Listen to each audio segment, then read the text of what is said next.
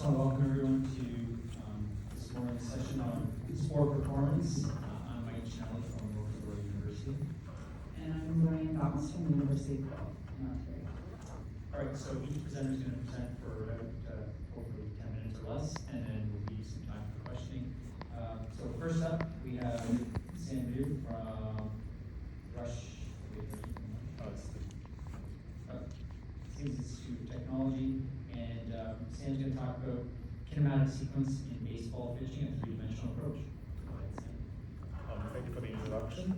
I am excited to present to you our work on the slightly different approach to how kinematic sequence has been examined within the previous literature. So pitching is a full body movement that involves the rotation of body segments resulting in near maximum ball velocity towards ball release. And this requires the transfer of energy and momentum from one segment to the next. And this phenomenon has been studied using the kinematic sequence. And one way to define it is that it is the sequence at which each body segment changes its velocity. In multiple rotational and throwing sports, a proximal to distal sequence has been observed and studied. But within pitching, a proximal to distal sequence has been believed to be more efficient and less likely to cause injuries. And this is because that outer sequence movements has been previously correlated with increased in joint loads, which could be a risk factor for injuries. And additionally, studying kinematic sequence can also provide us information on the pitching technique, and the variability or change in the kinematic sequence can provide us information on fatigue. And a full proximal to distal sequence is defined as going from the pelvis to the trunk, upper arm, forearm, and the hand. However, one previous study that directly investigates kinematic sequence found that not a single trial for any of the pitchers actually used a full proximal to distal sequence. It just didn't exist. But methodologically, there was something more we can think about. So what the previous study did was that they actually took the segment angular velocities in the global coordinate system, but only considered the magnitude. So then there's now an opportunity to study each component of the angular velocity vector about each global axis. And this is important because in the pitching movement, there are particular rotations, for example, about the global vertical axis and the global leftward axis, which I will define a bit later, that can be beneficial in the pitching movement. So if we only consider the magnitude without thinking about each individual component, we might miss out on the potentially beneficial proximal distal sequence within the pitching movement. So this leads to our hypothesis that when we are considering the segment angular velocity about each global axis individually, we'll actually see a full proximal to distal sequence being used as the primary sequence about at least one of those axes. So to do that, we have 4 pitchers competing at the minor league level, pitched 5 to 11 fastball trials in our lab. And reflective markers were placed on their body landmarks and captured with motion capture. And you might notice the 360 frames per second here, and that's due to a software upgrade. And then we processed the marker data with a low-pass filter before the segment anatomic axes were defined based on McConville's definitions. So once we have the segment's anatomic axis, we can then calculate the segment's angular velocity relative to each global axis. And we are specifically looking at the segment angular velocity here because we are interested in the built-up of velocity from one segment to the next, which is what the proximal to distal sequence is trying to decipher. And here's an example time series for what it would look like for segment angular velocities for all 5 upper body segments and about the global vertical axis.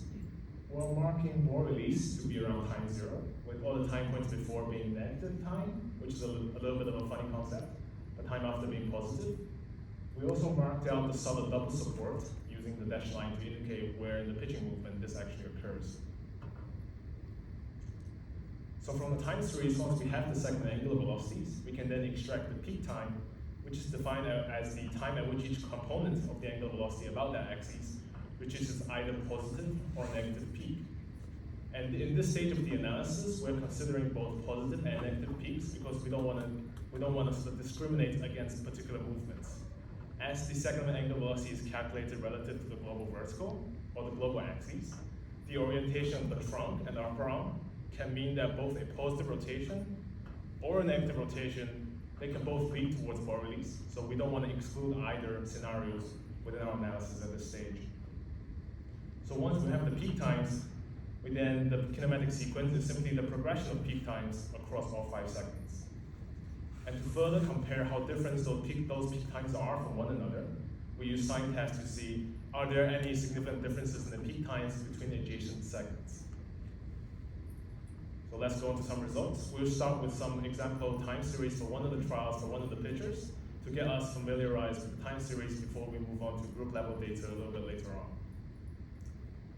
So here we have a segment angular velocity about the global vertical axis for one of the participants. And we do see that yes, a full proximal distance sequence from pelvis all the way to the head does exist when you consider the segment angular velocity about vertical.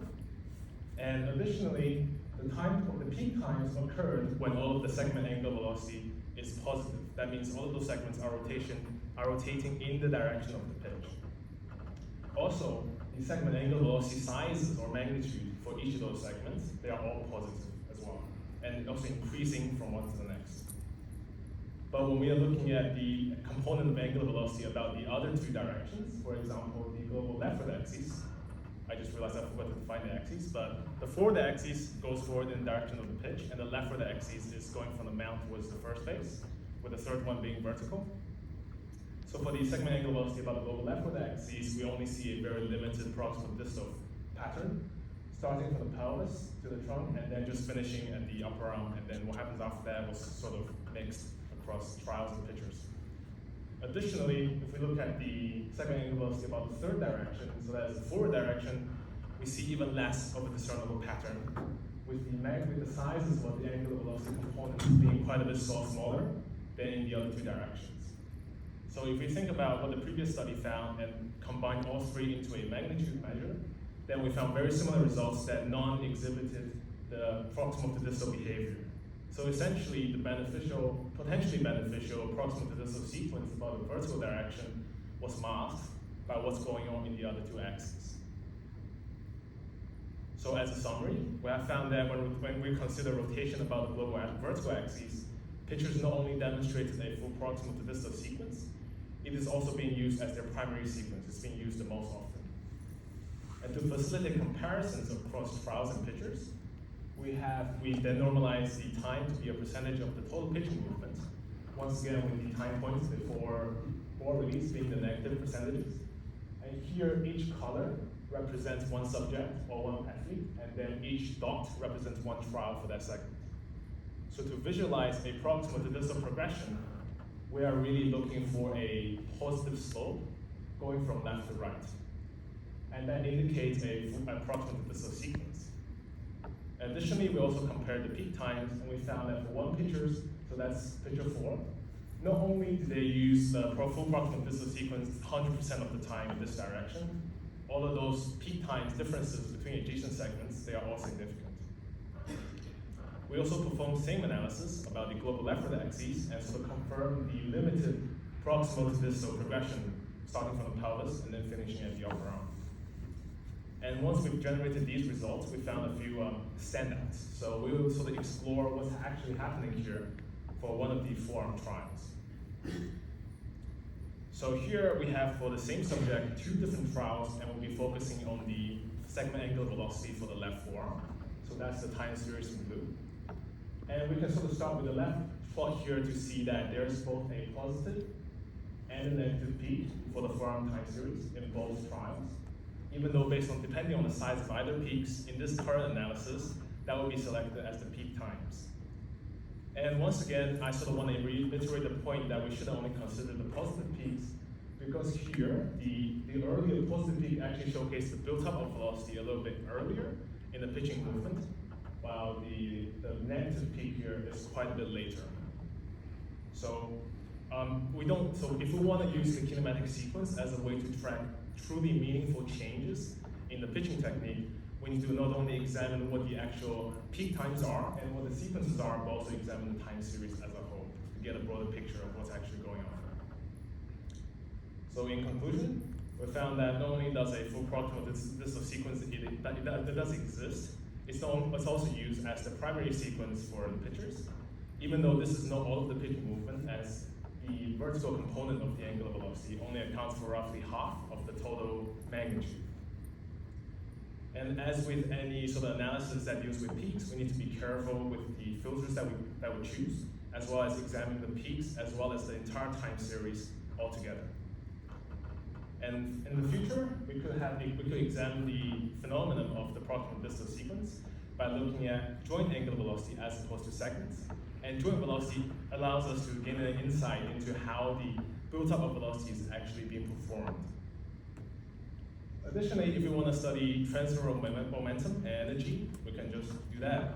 Just calculate those exact metrics. But kinematic-related metrics remain easily accessible with things like wearable technology. So thank you very much for your attention. If you don't know, I actually really like biomechanics, and you can contact me there if you have any further questions. Thank you very much.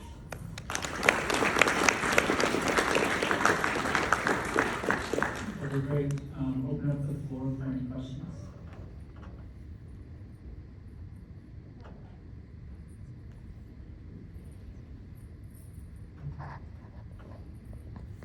Hi, Janet from University of Colorado Boulder.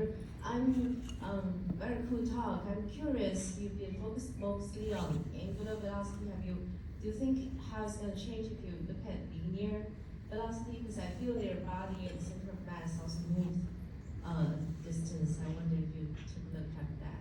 Thank you. Yeah, so that's really explores the slightly different sides of movements, and both have been examined simultaneously. It's just in our current analysis we chose to almost approach it from a methods point of view, be like looking at what's done previously and just have one tweak to see if we can gain any further insight. But definitely it tells you slightly different information with, especially when a segment rotates, both certainly change, right? So they can offer different information, just we didn't examine it just yet. I have a quick question. So assuming that all pitchers were trying to pitch towards the strike box, did you separate successful from unsuccessful and see if the proximal distal was stronger for the trials in which they were successful versus unsuccessful? So our current way of treating successful versus unsuccessful is a pitcher rating. So we are pitching, that was performed in the lab, so that's one of the limitations. But as long as the pitcher says this wasn't horrible, we are just taking it into consideration. And another sort of point I'd like to bring up is the previous bar for whether a proximal distal sequence exists was so low that it wasn't even found at all. So it's just quite cool for us to see, even with the small sample size, that it does exist somewhere. Oh, one more quick question. Dan Ramsey from Dougal University. I'm wondering, in terms of the protocol, when you started to capture the movement profiles, did you give the pitchers sufficient time to warm up before you started recording? Yes, so for this study, they are basically given their self-selected warm-up as well as throwing balls to each other. So in that sense, we do try to make sure that they are ready before they perform such movements. Right, and I think I want to follow up on your question as well. I didn't really catch up on that. Were they throwing to a target? Were they throwing to a catcher? Or were they just throwing into a net when you wind up recording their kinematics? As far as I know, I think they're